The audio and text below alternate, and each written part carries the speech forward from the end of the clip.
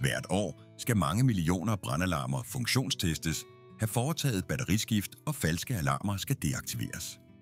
Det bevirker, at der kan opstå en del faldulykker, fordi beboerne ofte benytter den nærmeste stol som forhøjning, og derved kan der opstå faldulykker. Ved at benytte en ny type brandalarm, som kan betjenes fra gulvhøjde, kan en del af disse faldulykker derved undgås. Alle kan ved få øvelser lære at betjene en ny innovativ brandalarm.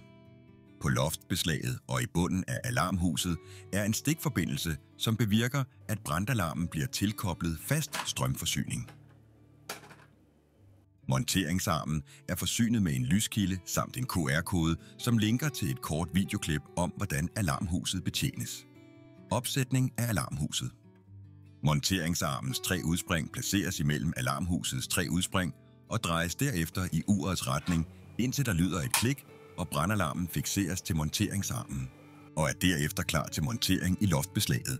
Derefter drejes låsetappen ind mod alarmhuset, alarmhuset tilkobles loftbeslaget, derefter drejes monteringsarmen i urets retning, og låsen stoppes af loftbeslaget. Monteringsarmen drejes derefter modsat urets retning og frakobles alarmhuset. Nedtagning af alarmhuset. Låsetappen på monteringsarmen drejes i urets retning for at åbne.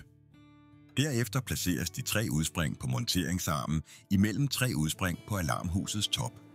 Derefter drejes i urets retning indtil en kliklyd. Kliklyden betyder, at alarmhuset og monteringsarmen er sammenkoblet, og man taber derfor ikke alarmhuset ved nedtagning. Funktionstest og deaktivering af falske alarmer.